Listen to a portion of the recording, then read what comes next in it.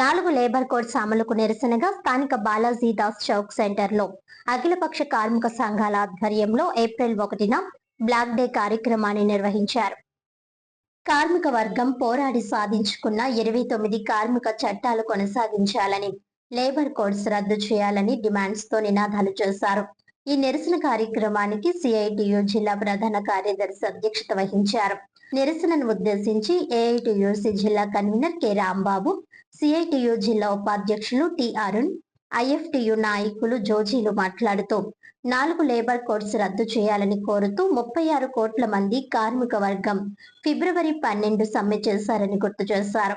కానీ labour codes ను April 1వ తేదీ నుండి అమలు చేయాలని కేంద్ర బీజేపీ ప్రభుత్వం తీసుకున్న నిర్ణయానికి నిరసనగా బ్లాక్ డేగా నిర్వహించాలని భారత అఖిలపక్ష కార్మిక సంఘాలు నిర్ణయం తీసుకున్నాయని అన్నారు.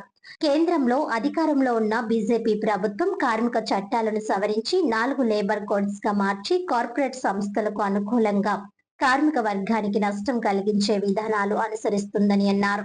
కనీసం కార్మిక సంఘాలతో సంప్రదింపులు చేయాలన్నా ప్రజాస్వామిక పద్ధతులు పాటించకుండా కోట్లాది మంది కార్మికుల నిరసన గళాన్ని పట్టించుకోకుండా నియంతృత్వ పోకడలతో 2026 ఏప్రిల్ 1 నుండి 4 లేబర్ కోడ్స్ అమలుకు పూనుకోవడం దుర్మార్గం, అప్రజాస్వామికమని విమర్శించారు. చరిత్రలో కార్మికుల హక్కులను కాలరాసిన వారు చరిత్రహీనులుగా అయ్యారని అన్నారు. రాష్ట్రంలో కూటమి ప్రభుత్వం కూడా కార్మికులకు కనీస వేతనాలు పెంచకుండా దోపిడీని కొనసాగిస్తున్నారని అన్నారు. ఎస్టాబ్లిష్మెంట్ చట్టాన్ని సవరించి 24/7 షాప్స్ మరియు వాణిజ్య సంస్థలు నడుపుకోవచ్చని జీవో ఇచ్చారని విమర్శించారు. 8 గంటల పనిని పెంచి వేతనాలు పెంచకుండా సామాజిక భద్రత, ఉద్యోగ భద్రత లేకుండా చేశారని ప్రభుత్వాన్ని విమర్శించారు. కార్మిక వర్గం పోరాడటం తప్ప ఇంకొక మార్గం లేదని, పోరాడితే పోయేదేమీ లేదు, బానిస సంఖ్యలు తప్ప అని కారల్ మార్క్స్ మాటలు ఆదర్శంగా తీసుకుని పోరాడాలని కార్మిక వర్గానికి పిలుపునిచ్చారు. ఈనాటి పాలక వర్గాలు కార్మికుల శ్రమను కార్పొరేట్లకు దోచిపెట్టడంలో భాగంగానే కేంద్ర ప్రభుత్వం ఏప్రిల్ 1వ తేదీ నుండి లేబర్ కోడ్స్ అమలు చేస్తుందని అన్నారు.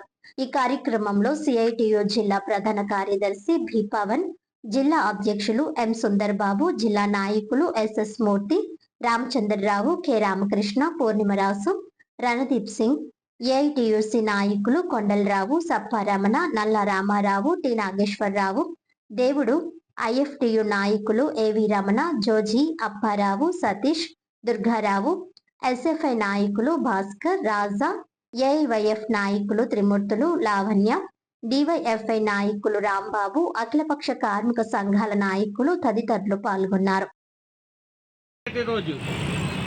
ఎందుకంటే ఏదైతే కార్మిక హక్కుల కోసం గత బ్రిటిష్ కాలం నుంచి పోరాడి సాధించుకున్నటువంటి కార్మిక చట్టాలు 29 కార్మిక చట్టాలు ఏ అయితే ఉన్నాయో అవన్నిటిని కూడా ఈ బీజేపీ ప్రభుత్వం వచ్చిన తర్వాత వాటిలన్నింటినీ రద్దు చేసి వాటి స్థానంలో కొత్తగా 4 లేబర్ కోడ్లని తీసుకురావడం జరిగింది. ఇది ఈ 4 లేబర్ కోడ్లలో ఉన్న అంశాలు ఏంటంటే, ఈ ఏదైతే కార్మికులు ఉన్నారో కార్మికులు కట్టు బానిసలుగా పారిశ్రామికవేత్తలకి అలాగే పెట్టుబడిదారీ వర్గానికి బానిసలుగా మార్చే ఈ 4 లేబర్ కోడ్లు తీసుకురావడం జరిగింది. దీనివల్ల ఈ 4 లేబర్ కోడ్ల వల్ల దేశంలో ఉన్నటువంటి సుమారు 40,000 కోట్ల మంది మన ఏదైతే అసంఘటిత కార్మికులు ఉన్నారో వీళ్ళందరూ తీవ్రంగా దెబ్బతింటా ఉన్నారో వీళ్ళ జీవితాలు. కావున ఈ మోడీ ప్రభుత్వం ఏదైతే ఉందో ఈ 4 లేబర్ కోడ్లను రద్దు చేసే వరకు దేశంలో ఉన్నటువంటి కార్మిక వర్గం అంతా ఏకమై ఈ నిరసన కార్యక్రమం అలాగే ఆందోళనలో మరింత బలోపేతం చేసి ముందుకు తీసుకెళ్తాం. ఎందుకంటే కార్మికులకి ఇప్పటికే సామాజిక న్యాయం అనేది ఏమీ లేదు, అలాగే కనీస వేతనం లేదు, అలాగే పని దినాలు ఏదైతే పోరాట సాధించుకున్నట్టే 8 గంటల పని దినాన్ని రోజు 10 గంటలు 12 గంటలు కూడా ఈ కేంద్ర ప్రభుత్వ ఆదేశాలతో రాష్ట్ర ప్రభుత్వాలు కూడా కొనసాగిస్తున్నాయి. మిత్రులారా, ఏప్రిల్ 1, 2026 భారతదేశంలోనే 78 ఏళ్ల స్వతంత్ర భారత అనంతరం ఒక పెద్ద చీకటి రోజు. స్వతంత్రోద్యమ కాలంలోనే కార్మిక వర్గం అనేక పోరాటాలు చేసి సాధించుకున్నటువంటి దాదాపు 29 కార్మిక చట్టాలని నరేంద్ర మోడీ ప్రభుత్వం ఒక్క కలంపోటుతో రద్దు చేసి యజమానులకి కార్పొరేట్లకి లాభం చేకూర్చే పద్ధతుల్లో 4 లేబర్ కోడ్లను తీసుకొచ్చారు. చాలా సుదీర్ఘకాలం ప్రపంచంలో కార్మిక వర్గం 22 గంటలు 24 గంటల పనిని వ్యతిరేకించి పోరాడి వందలాది మంది ప్రాణాలు కోల్పోతే ప్రపంచవ్యాప్తంగా 8 గంటల పనిదినం వచ్చింది. భారతదేశంలో 8 గంటల పనిదినం జాతీయోద్యమ కాలం నుంచి కూడా పోరాడి సాధించుకున్న చట్టం.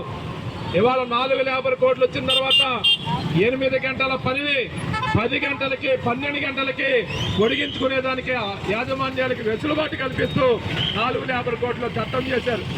దానికి అనుగుణంగా ఆంధ్రప్రదేశ్ రాష్ట్రంలో చంద్రబాబు నాయుడు గారు ముఖ్యమంత్రిగా ఉన్నటువంటి కూటమి ప్రభుత్వం ఈ రాష్ట్రంలో షాప్స్ అండ్ ఎస్టాబ్లిష్మెంట్ యాక్ట్ కి సవరణ చేసి ఆంధ్రప్రదేశ్ రాష్ట్రంలో కార్పొరేషన్లు మున్సిపాలిటీలో ఉన్నటువంటి అన్ని షాపులు 24/7 24 గంటలు పని చేయించుకోవడానికి వెసులుబాటు కల్పిస్తూ చట్టానికి సవరణ చేసి అనుమతించారు.